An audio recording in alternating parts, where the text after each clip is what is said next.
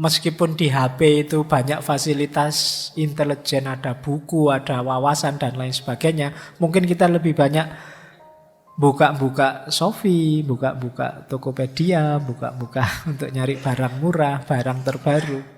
Kenapa? Perintahnya belilah. Nanti begitu kita agak kaya, punya uang sedikit, yang di kepala kita bukan lagi belilah, tapi investasilah.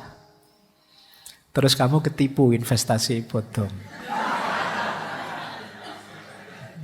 Jadi hari ini cara berpikirnya orang itu. Kayak Steve Jobs. Steve Jobs itu orang kaya raya. Atau Zuckerberg yang punya Facebook. Itu kan gaya berpakaiannya sederhana sekali.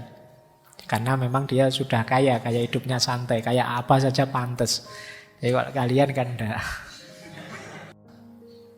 Sampean ini orang kaya apa orang miskin? Itu jawabannya bukan kamu punya apa, hartamu berapa. Tapi kamu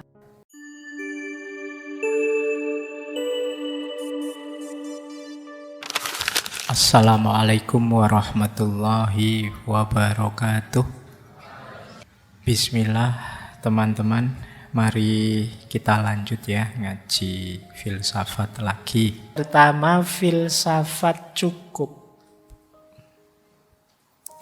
Hidup ini sebenarnya tidak mengejar lebih kalau kita tidak ingin masalah. Kata Sokrates, rahasia bahagia, engkau tahu, tidak ditemukan dalam mencari lebih banyak, tetapi dalam mengembangkan kapasitas untuk bisa menikmati lebih sedikit. Jadi kamu latihanlah bukan punya banyak hal yang kamu inginkan, tapi latihanlah bisa menikmati yang lebih sedikit dari yang kamu miliki. Itu akan membuatmu bahagia. Jadi kembangkan dirimu ke level bisa menikmati yang sedikit. Bukan ke level punya banyak hal, punya banyak barang. Nah, nanti kalian akan bahagia.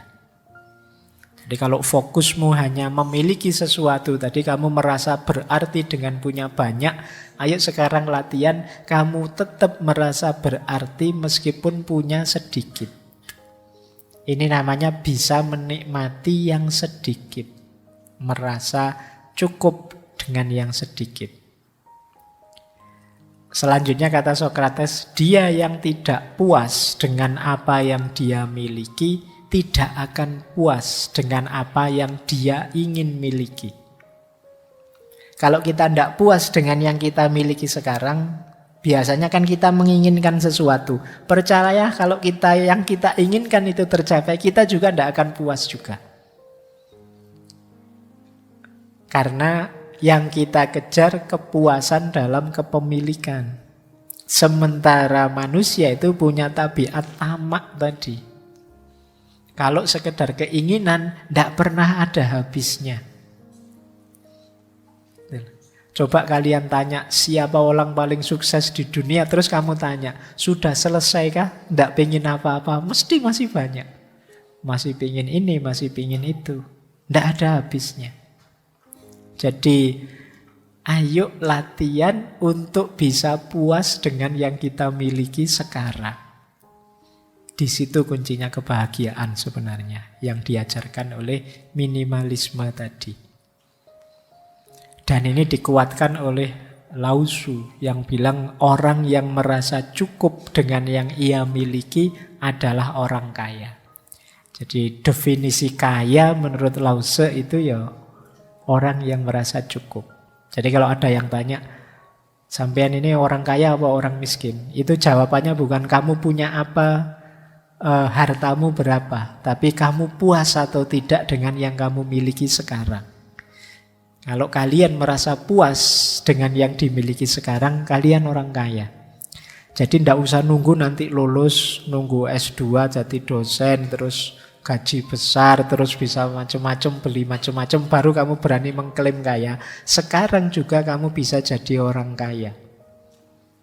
Dengan menerima apapun, menyukai apapun yang sekarang kamu miliki. Itulah orang kaya. Dan dikuatkan oleh Gandhi. Kalau kata Gandhi, hiduplah dengan sederhana agar orang lain juga dapat hidup. Kalau ini mikir orang lain. Kalau semua orang serakah, ya nanti isinya konflik tabrakan. Kita harus ngerti kapan kita berhenti. Sudah, saya sampai ini saja, biar yang lain dapat space. Kalau hari ini kan orang yang kaya misalnya, relasinya banyak, ya tambah jaya, tambah jaya, tambah jaya. Yang lain tidak kebagian space, tidak kebagian ruang untuk berkembang. Nah, sekarang dibalik, saatnya kita berbagi. Meskipun sekedar berbagi waktu, berbagi ruang, berbagi kesempatan untuk yang lain. Dengan kita berhenti mengikuti ketamaan kita. Jadi rumus filosofis pertama, hidup minimalis itu merasa cukup. Kita kaya sudah dan tuntas hidup kita. Yang kedua, rumusnya minimalisme itu adalah keinginan. Nah, tadi kita diminta membedakan antara keinginan dan kebutuhan. Ada quotes dari Diogenes, teman-teman mesti hafal, filosof nyentrik ini. Kata dia, sifatnya dewa-dewa itu tidak butuh apapun. Karena dewa sudah mampu segalanya. Nah, berarti apa? Kalau kamu ingin meningkat kualitasmu seperti dewa, kamu tidak usah menginginkan apapun. Jadi kalau istilahnya Diogenes, God-like person, manusia yang seperti dewa. Mungkin teman-teman pernah dengar istilah manusia setengah dewa. Setengah saja ya, karena kalau sepenuhnya nanti berat. Manusia setengah dewa itu bukan manusia yang mampu segalanya, enggak. Kalau versinya Diogenes, manusia yang mampu tidak menginginkan apa-apa. Jadi yang mampu mengendalikan keinginannya. Ini manusia setengah dewa. Kenapa setengah dewa? Karena manusia itu kecenderungannya tamak, ingin memiliki apa-apa. Begitu dia mampu mengendalikan keinginan, tidak butuh apa-apa, itu dia levelnya tinggi. Ini kata Diogenes. Atau ada dua quotes yang terkenal dari Arthur Schopenhauer. Kata dia, akan lebih baik jika tidak ada apa-apa. Berarti kita tidak punya apa-apa, itu lebih baik. Karena ada lebih banyak rasa sakit daripada kesenangan di bumi ini. Setiap kepuasan hanyalah sementara. Menciptakan keinginan baru dan kesusahan baru.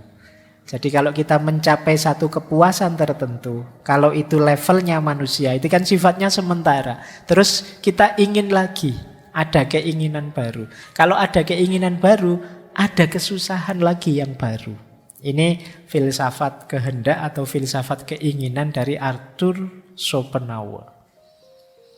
Jadi kata dia, hakikatnya hidup itu menderita. Kenapa? Karena kita menjalani hidup dengan dasar keinginan. Orang ingin ini kan sakit. Ingin itu kan berarti ada sesuatu yang ingin dia target dan belum terpenuhi. Itu kan menyakitkan. Pengen punya mobil, pengen punya pacar, pengen lulus cepat. Itu kan keinginan berarti belum terpenuhi. Diri kita merasa sakit, menderita, sampai keinginannya terpenuhi. Sementara ketika keinginan terpenuhi, manusia kan tidak selesai. Ada lagi keinginan yang baru. Menderita lagi. Sekarang teman-teman mati-matian ngejar biar lulus cepat misalnya. Begitu wisuda lulus, apa selesai? Kan enggak.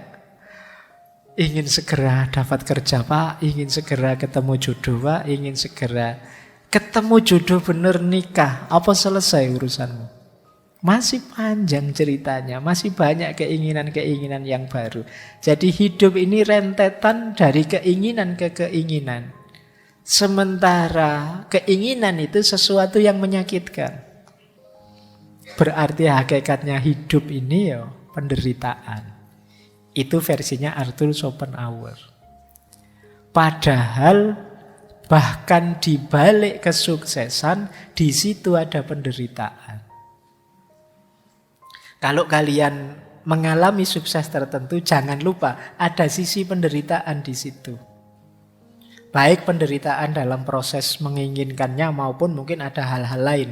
Di situ ilustrasinya Arthur Schopenhauer, penderitaan hewan yang dimakan selalu lebih besar daripada kesenangan hewan yang makan. Nah, ini maksudnya apa? Ketika kita menaklukkan sesuatu, itu kan ada yang ditaklukkan. Kita menaklukkan itu menang, senang. Tapi yang ditaklukkan ini rasa sakitnya lebih besar daripada senangnya kita yang menang. Jadi logikanya orang hidup kan kadang pakai logika kalah menang. Padahal ya kita mengejar kemenangan sementara kita lupa. Saya mengejar kayak tadi, lulus tercepat terbaik. Wah, kamu mati-matian nilaimu A terus. Kamu nggak pernah memperhatikan, ini loh temanmu E terus nilainya. Dia pontang-panting ngejar kamu nggak bisa-bisa. Dia kalah terus. Nah misalnya. Nah ini kan hidup yang kalah menang. Penderitaan yang kalah itu jauh lebih besar daripada kesenangan yang menang. Kenapa kesenangan itu kecil saja? Karena kesenangan itu melahirkan keinginan yang baru. Nggak lama terus jadi penderitaan. Ah ini gayanya Arthur Schopenhauer. Berarti apa kuncinya bahagia? Kalimat pertama itu. Kalau gitu ya lebih baik nggak usah apa-apalah. Nggak usah ingin macam-macam. Nambah masalah. Nah itu dasar filosofinya minimalis. Oke, saya lanjutkan. Nah, ini beberapa juga saya ambil dari stoikisme. Banyak orang tadi saya bilang mengaitkan minimalisme dengan stoikisme. Karena memang gagasan-gagasan stoikisme itu banyak yang relate dengan minimalisme. Misalnya itu ada kalimat dari Epictetus. Kekayaan itu tidak terdiri dari memiliki banyak harta, tetapi memiliki sedikit keinginan. Nah ini tadi sudah dijelaskan ya, cirinya orang kaya. Terus kebalikannya kata Seneca, bukan orang yang memiliki terlalu sedikit, tetapi orang yang menginginkan lebih. Itulah miskin. Selama kita masih ingin macam-macam dan belum keturutan, sebesar apapun harta kita, kita hitungannya masih miskin. Terus kalau ini Marcus Aurelius. Energi dan waktumu sama-sama terbatas. Jadi jangan sia-siakan mereka pada apa yang dilakukan, dipikirkan, dan dikatakan oleh orang-orang yang tidak penting dalam hidupmu. Jadi ini berhubungan dengan hubungan kita dengan yang lain. Tadi kan saya bilang awas salah persepsi, minimalisme itu tidak hanya barang, termasuk juga orang. Kalau di antara keinginan kita adalah disenangi semua orang, dipuji semua orang, dan kita mati-matian menuju ke sana, kalau versinya Marcus ini ya kita sedang memboroskan energi dan waktu kita. Eman-eman. Ayo kita gunakan saja untuk yang manfaat. Biarlah ada orang tidak setuju, tidak suka. Asal kita yakin ini baik kok. Asal kita yakin ini sudah benar menurutku. Jalan saja. Kenapa? Ya kalau kita ngeladeni komennya orang, kata-katanya orang, tidak ada habisnya.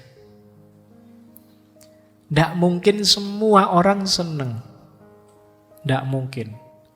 Pak, saya lihat ngaji filsafat itu kelihatannya senang semua. Iya, viewernya sedikit. Yang tidak senang tidak ngomong, males, apa, tidak berpengaruh. Jadi tidak mungkin semua orang senang. Pasti ada yang tidak senang. Ya kalau ngaji filsafat mungkin yang tidak senang tidak ngomong juga, tidak keluar juga. Ya mereka tidak senang gitu aja. Jadi tidak usah fokus ke sana. Kalau mikir ke sana nanti jangan-jangan waktu dan energimu habis untuk yang tidak penting. Pernah tidak kalian habis posting sesuatu terus bolak-balik kamu tengok yang nge-like berapa ya? Yang sudah nonton view berapa ya? Kalau kamu sering begitu ya kemungkinan energi dan waktumu habis. Sudah, kalau kamu anggap postinganmu penting, posting saja. Selesai. Terserah orang apresiasi atau malah buat kontroversi, ngeritik, ya monggo saja. Tapi saya tahu yang saya posting ini baik. Nggak usah ngukur komentarnya orang dan lain sebagainya. Nah, ini nasihatnya Markus. Bersih-bersihnya juga, ini termasuk contoh bersih-bersih orang lain yang tidak penting. Maka dilanjutkan oleh Markus dengan memprioritaskan hal-hal yang tepat, keluarga, teman, usaha, kesejahteraan, engkau akan menemukan kepuasan dan harmoni. Jadi kalau tadi sudah bersih semua, barang yang tidak penting, teman yang tidak penting, situasi yang tidak penting sudah bersih, di situ kita ketemu harmoni dan kepuasan dalam hidup. Nah, baik. Ini filosofi selanjutnya. Nah, filsafat minimalisme lagi berhubungan dengan menemukan yang lebih hakiki dan berguna. Jadi tadi intinya kan ini sebenarnya kenapa sih harus dibersihkan, dibuang, diseleksi, dibagikan? Karena tidak hakiki atau tidak berguna. Kata William Morris, jangan engkau memiliki barang yang tidak kau ketahui gunanya atau tidak kau yakini keindahannya. Jadi parameternya dua malah ini, guna dan keindahan. Nah, kata Sokrates lagi, apakah engkau tidak malu begitu peduli pada perolehan uang dan ketenaran dan prestise ketika kamu tidak berpikir atau peduli tentang kebijaksanaan dan kebenaran dan peningkatan jiwamu? Kita itu sering lebih nganggap penting uang, ketenaran, prestise. Prestis itu berarti gengsi.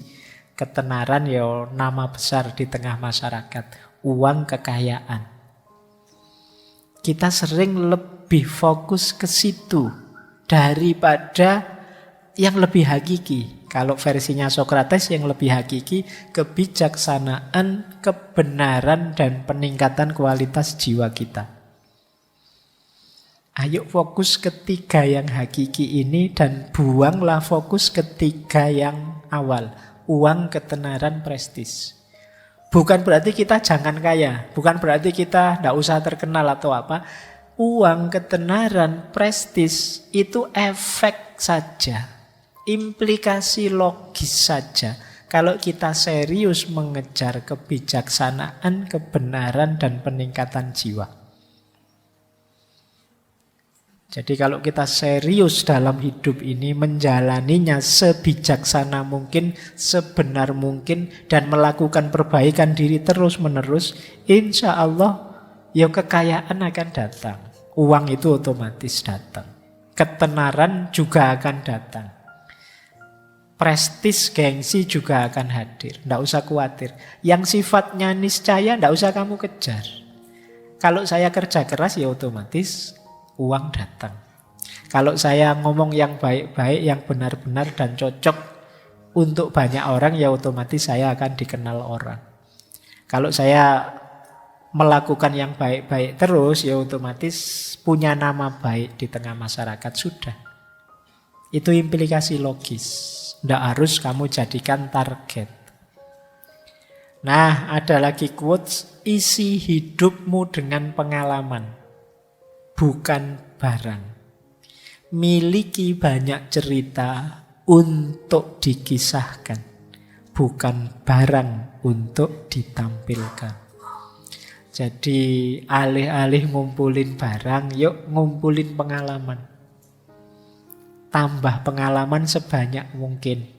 Biar nanti ada yang diceritakan untuk generasi yang akan datang. Jangan sampai besok kalau kamu dongeng ke anakmu, Pak, Bapak dulu waktu muda gimana sih? Gimana ya Le, ya Bapak ya biasa-biasa saja, tidak ada ceritanya, itu kan ya tidak enak. Yuk bikin cerita, tulislah dongengmu yang luar biasa, biar bisa dikisahkan pada anak-anakmu. Bapak pernah ini loh, pernah itu dan lain sebagainya. Jangan sampai bingung sendiri kamu. Yo bapak yo sekolah, terus kerja, terus kawin, terus kamu lahir. Copot ceritanya. Tidak ada yang istimewa. Nah, jadi ayo mengoleksi kisah-kisah hebat tentang diri kita. Tidak sekedar mengoleksi barang-barang untuk dipamerkan. Jadi kita masuk ke yang lebih hakiki dan bermakna. Filsafat yang terakhir, jangan memperumit hidup.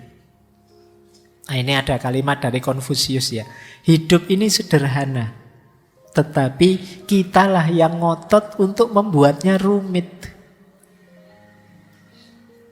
Jadi ada lagi satu kalimat dari Calver itu.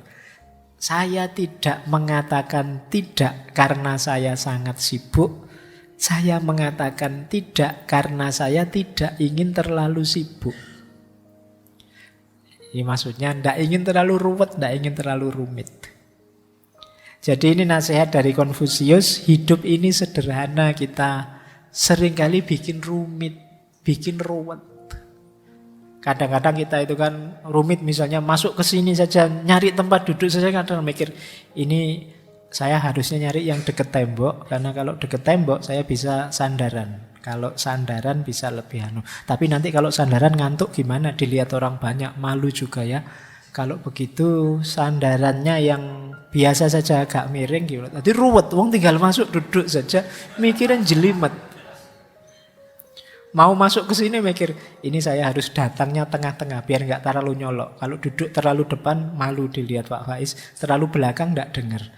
Agak tengah-tengah asal nggak anu. Kita terlalu jelimet, terlalu rumit memikirkan hidup.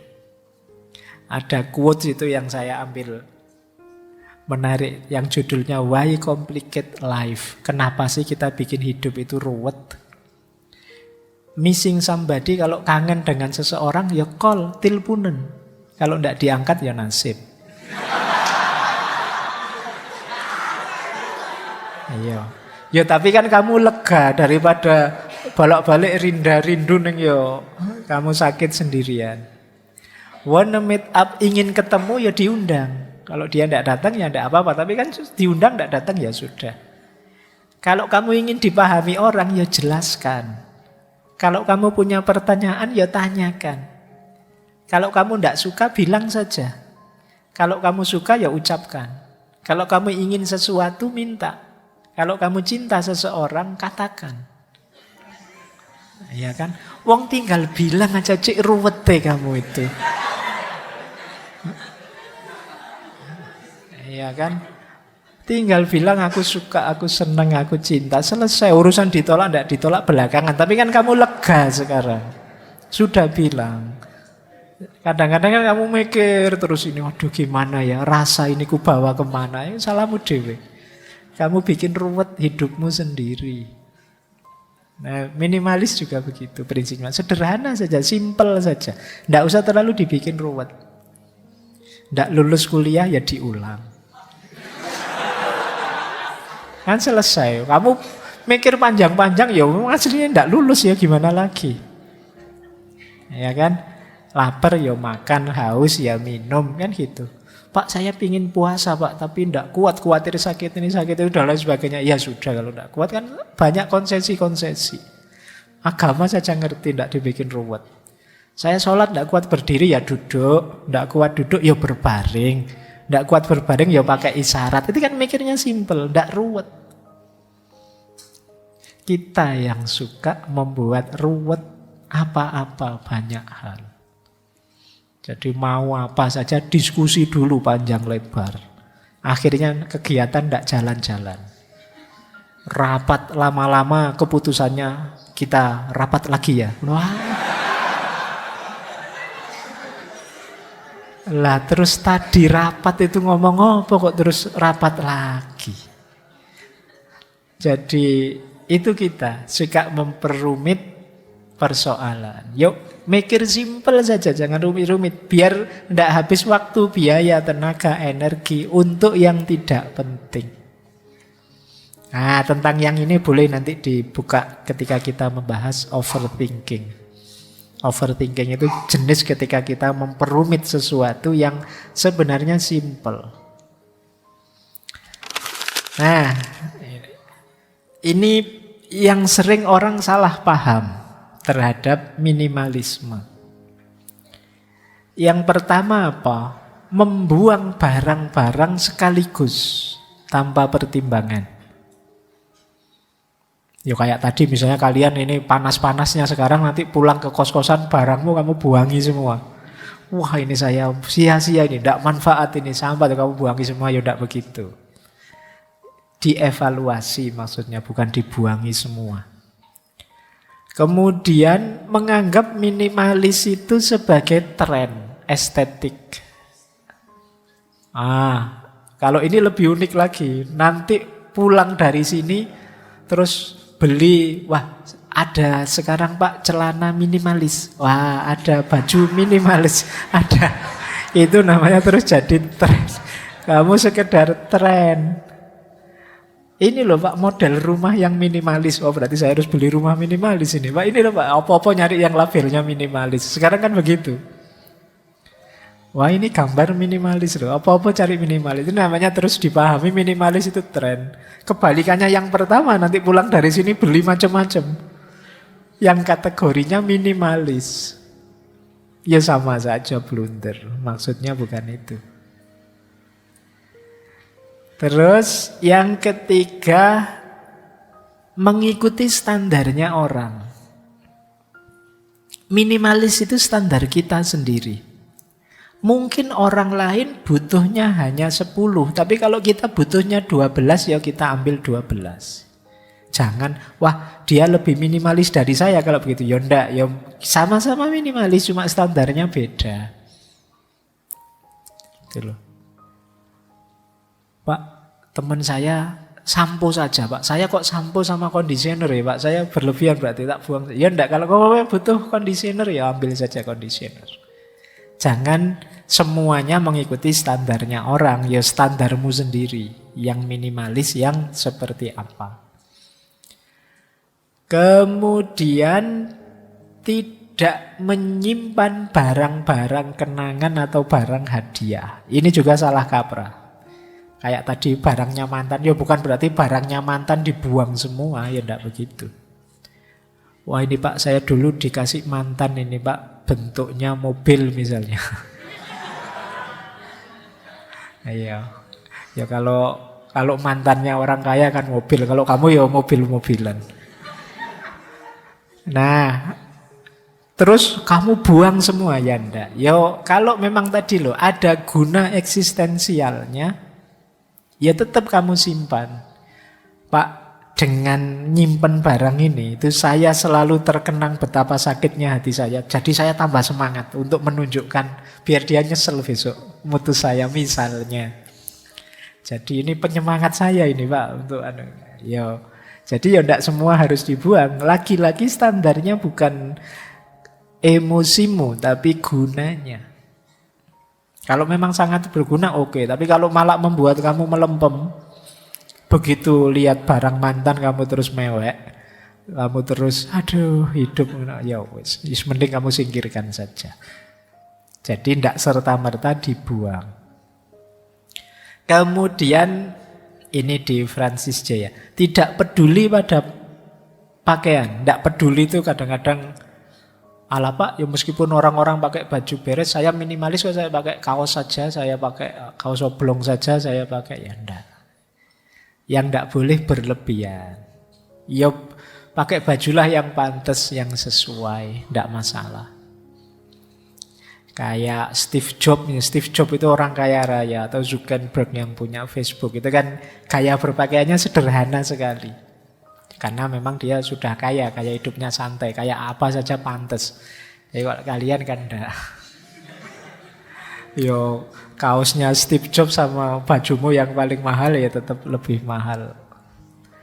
Kaosnya Steve Jobs. Jadi, ya tetap memperhatikan bajumu. Ya kalau memang waktunya dingin ya pakai jaket, ya sederhana saja, Pak. Pakai jaket itu tidak minimalis, Pak. Meskipun dingin-dingin saya pakai baju kaos tipis saja, ya enggak, itu namanya enggak pinter. Jadi ya ngertilah situasi, kondisi, kebutuhan. Meskipun bukan keinginan. Nah, terus fokus pada barang saja, ini juga keliru. Tadi saya ilustrasinya barang terus. Padahal mungkin pikiran, banyak sekali pikiran-pikiran di kepalamu yang harus disingkirkan juga. Tidak ada gunanya. Bahkan nanti ada yang bilang termasuk teman. Saya temannya banyak, Pak, tapi ya toksik semua. Hidup jadi kacau, ngerusak ini. Ya disingkirkan, tidak apa-apa. Saatnya bersih-bersih teman misalnya. Oke. Ya enggak apa-apa loh, daripada banyak teman kok enggak penting semua. Teman saya enggak ada yang penting, Pak, maunya utang terus wes misalnya. Enggak jadilah saatnya bersih-bersih. Kalian kan sekali-sekali pingin gitu kan, bersih-bersih Facebook, pertemanan yang enggak kenal. Enggak masalah, enggak apa-apa. Jadi tidak hanya barang. Jadi nanti pulang dari sini ya enggak harus kamu lihat barang di kamarmu, bisa juga kamu cermati pikiran-pikiranmu. Ngapain sih tadi aku mikir-mikir kayak gitu, aku menjelajah ke situ mikir yang aneh-aneh, ya, itu bisa disingkirkan semua. Baik, lanjut. Kenapa sih orang-orang hari ini sulit hidup minimalis atau pakai saja diksi lama, kita sering pakai istilah hidup sederhana. Kenapa kok orang sulit hidup minimalis? Yang pertama, FOMO. FOMO itu fear of missing out. Jadi orang yang takut hilang, takut ndak update, takut ketinggalan zaman. Ini namanya FOMO. Pakai HP jadul khawatir dianggap, kamu lahir abad berapa kok HP-mu jadul. Nah, kita takut digituin sama orang. Jadi, wah ini merek lama sekali kok masih kamu pakai ya. Ini adanya enggak di toko yang kayak gini, di museum ini mestinya misalnya. Kamu khawatir digituin oleh temanmu. Itu namanya FOMO. Fear of missing out. Sampai level tertentu FOMO ini sejenis anxiety disorder, gangguan kecemasan. Itu yang membuat kita kadang-kadang mau keluar saja, itu gonta-ganti baju berapa kali misalnya. Ini cocok enggak ya? Enggak sih mungkin, ganti ini ya. Karena khawatir apa? Khawatir dianggap jelek sama orang. Nah itu sejenis FOMO ini. Jadi, dan FOMO ini sering dimanfaatkan oleh para produsen. Jadi sering dimanfaatkan oleh pabrik-pabrik besar, korporasi-korporasi untuk menjual produknya. Jadi manusia masa kini itu ya pakainya ini. Itu kan iklan-iklan kan selalu begitu. Orang pintar itu minum ini. Itu pakainya. Jadi memanfaatkan ini. Terus kita kalau tidak minum itu, saya sebenarnya tidak pingin itu, tapi nanti jangan-jangan nggak dianggap pinter saya. Itu sejenis FOMO namanya. Jadi dimanfaatkan ketakutan kita untuk tidak update, untuk tidak mengikuti situasi. Kadang-kadang produk terbaru dengan produk yang lama itu sama saja, cuma beda kemasannya sama cara mempromosikannya. Itu pun kita ingin ganti beli yang terbaru. Jadi misalnya kayak HP, Pak ini HP saya masih 64 MB Pak, sekarang yang terbaru itu 108 MB. Lah emangnya kamu pakai untuk moto ya? Jarang sih Pak, wong yo saya itu. Nah itu guna berarti. Padahal ya sama saja yang lama sama yang baru. Oke ya, jadi ini penghalang. Hati-hati dengan ketakutan ketinggalan zaman, ketakutan tidak update. Sering membuat kita tidak rasional, tidak fokus pada kebutuhan. Penghalang kedua, konsumerisme. Semangat mengkonsumsi. Nah, ini kita mulai filsafatan ya. Misalnya konsumerisme itu ada kalimat dari Erich Fromm. Kata Erich Fromm, kapitalisme modern membutuhkan orang-orang yang bekerja sama dengan mudah dalam jumlah besar yang ingin mengkonsumsi lebih dan lebih. Dan yang seleranya dibakukan dan dapat dengan mudah dipengaruhi dan dikendalikan. Jadi kata Erich Fromm, situasi hari ini itu seperti itu. Gaya kapitalis modern. Jadi ya dengan iklan, dengan promosi, itu kita disituasikan seolah-olah ya itu cirinya orang sekarang. Kalau enggak begitu, bukan ciri orang sekarang. Akhirnya kita terpaksa mengkonsumsi itu. Padahal mungkin kita tidak terlalu suka yang itu.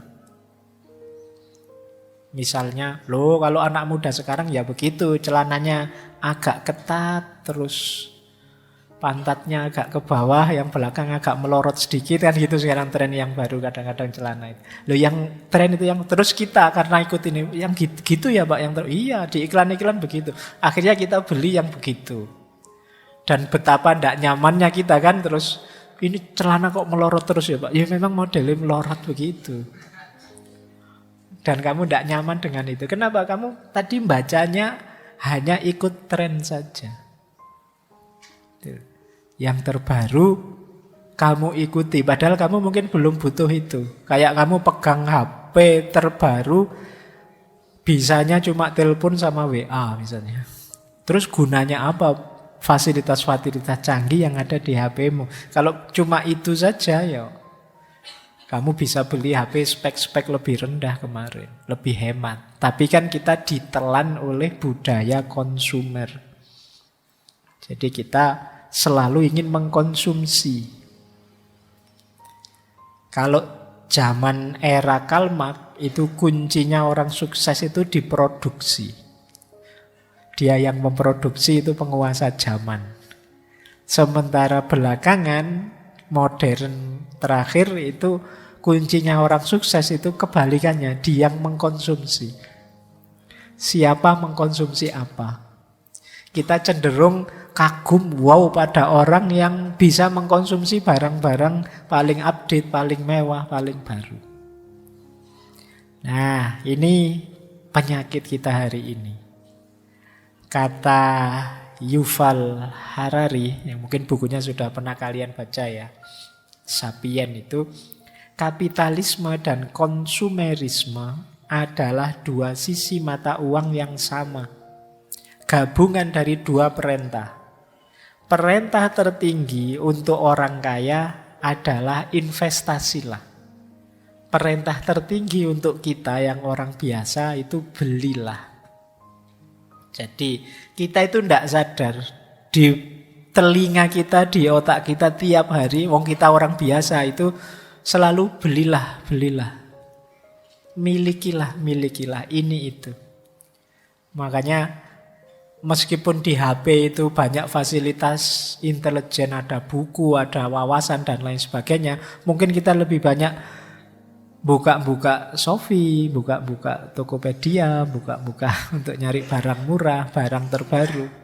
Kenapa? Perintahnya belilah. Nanti begitu kita agak kaya, punya uang sedikit, yang di kepala kita bukan lagi belilah, tapi investasilah. Terus kamu ketipu investasi bodong. Jadi hari ini cara berpikirnya orang itu. Kalian kan membayangkan segera nanti Pak setelah saya lulus kuliah saya bisa kerja. Kerja itu kan sebenarnya bukan target finalmu. Target finalmu kalau sudah kerja Pak saya dapat gaji, bisa beli ini, bisa beli itu. Bisa punya rumah, Pak, bisa punya mobil, Pak, bisa punya. Targetmu kan selalu ke sini pada akhirnya. Ini namanya budaya konsumerisme. Ini nanti yang jadi biang keladi, sulit kita hidup minimalis. Nah, yaitu ada lagi quotes dari John Powell. Untuk hidup sepenuhnya, kita harus belajar bagaimana memanfaatkan barang dan mencintai orang. Bukan sebaliknya, mencintai barang dan memanfaatkan orang. Kita sering terbalik. Kita menggunakan orang untuk kesenangan kita. Nah, itu kebalik. Ya, kalau barangnya kita manfaatkan, orangnya kita cintai. Bukan barangnya kita cintai, orangnya kita manfaatkan. Itu hati-hati ya yang putri-putri. Coba dicek nanti kalau ada yang pendekatan, cara berpikirnya gimana. Jangan-jangan cara berpikirnya mencintai barang dan memanfaatkanmu.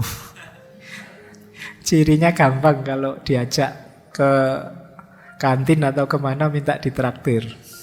Nah, itu berarti mencintai barangmu saja dan memanfaatkanmu. Harusnya kebalik. Dalam hidup ini ya kita orangnya kita cintai, yang dimanfaatkan barangnya. Oke, lanjut. Ada lagi problem penghalang, yaitu ketamaan. Kalau ini teman-teman mesti ngerti, greedy. Manusia itu punya satu karakter negatif. Kalau sudah senang sesuatu, sulit dibendung. Dan sulit berhenti. Kalau bahasanya Al-Quran, alhaqumut takasur. Berhentinya apa? Hatta zurtumul maqabir. Sampai mati, sampai masuk ke kuburan baru berhenti. Selama masih hidup pingin takasur, pingin nambah terus. Ini namanya ketamaan. Katanya Gandhi, bumi ini menyediakan cukup persediaan untuk memenuhi kebutuhan semua orang. Tetapi dia tidak cukup untuk memenuhi keserakahan bahkan hanya seorang manusia. Kenapa? Manusia itu tidak kenal berhenti kalau sudah merasa butuh, merasa senang, merasa enak. Ini ketamaan. Padahal sudah punya loh. Tapi kok ya kalau pas ada bagi-bagi gratis kita mati-matian pengen ngerebut juga. Itu namanya tamak. Misalnya saya sudah punya Pak buku itu, tapi mumpung ada giveaway yang menawarkan buku itu, ya saya fight juga lah biar dapat bukunya. Wong sudah punya bukunya. Kok masih pingin lagi? Itu namanya tamak. Jadi kalau urusan ketamaan itu perangmu melawan dirimu sendiri. Kata Agustinus, keserakahan itu cacatnya bukan pada emas yang diinginkan, tapi pada orangnya. Jadi yang jelek itu orangnya. Atau katanya Nietzsche, bahkan pemandangan yang paling indah pun tidak lagi menjamin cinta kita setelah kita tinggal di dalamnya selama 3 bulan. Cuma 3 bulan kata Nietzsche. Dan beberapa pantai yang lain jauh lebih menarik karena keserakahan kita. Kepemilikan banyak hal berkurang nilainya oleh keinginan kita memiliki yang lain. Jadi ini dicontohkan sederhana oleh Nietzsche. Ayo coba, kalian mungkin sekali-sekali nonton TikTok atau nonton YouTube. Ada suasana pegunungan misalnya. Wah, indah sekali ya. Mau tinggal di situ rasanya nyaman. Tapi kata Nietzsche, ya wis tinggal di situ 3 bulan saja. Kemungkinan kalian terus tidak kerasan di situ. Jadi mungkin sebulan pertama masih senang-senang lah. Sebulan kedua bertahan. Sebulan ketiga tidak kerasan sudah kamu. Bukan apa-apa. Karena kamu nanti akan melihat ada tempat lain yang lebih indah. Wah, mungkin pas kamu tinggal di gunung, lihat TikTok lagi. Wah, rame ini ya di kota. Coba hidup deket-deket Malioboro sana, asik ini. Banyak teman ngobrol rame, bisa ngopi-ngopi, bisa ngafe dan lain sebagainya. Wah, terus kamu pindah lagi ke kota. Karena kota lebih menarik. Kemudian 3 bulan lagi kamu mesti pingin ganti lagi. That's human. Itu manusia. Kata Nietzsche, kepemilikan banyak hal berkurang nilainya karena keinginan memiliki yang lain. Bahkan seandainya engkau memiliki pasangan yang paling cakep sekalipun, dalam rentang waktu tertentu, rasa wow meledak-ledak seneng itu bisa turun, bahkan bisa flat. Ya contohnya banyak kan, kadang artis-artis itu kurang apa mereka, ya cantik, ya ganteng, ya kaya, tapi masih bisa pisah. Kenapa? Greedy. Ketamaan. Jadi cara berpikirnya, wah ternyata pasanganku kayak gini. Saya lihat di sana banyak yang lebih bagus, banyak yang lebih baik. Kalau sengsara terus kayak gini, pisah saja mending sama yang lain-lain. Itu greedy namanya, ketamaan. Jadi kepemilikan kita terhadap sesuatu itu seringkali nilainya berkurang ketika ada yang lain yang kita senangi. Maka hati-hati nanti ya teman-teman, apalagi yang sudah menikah. Itu di rentang waktu tertentu itu rasa meledak-ledaknya tidak seperti waktu pacaran atau manten baru. Derajatnya sudah turun jauh level itu. Kalau masih fokus di situ ya biasanya berat sekali menjalani hidup bersama. Maka lawanlah ketamaan itu. Termasuk konsumerisme ini. Lawanlah. Dan rasa ingin memiliki yang tidak berhenti ini, hentikanlah. Tadi ya, siap dengan rasa cukup. Itu saja sudah luar biasa. Saya lanjut.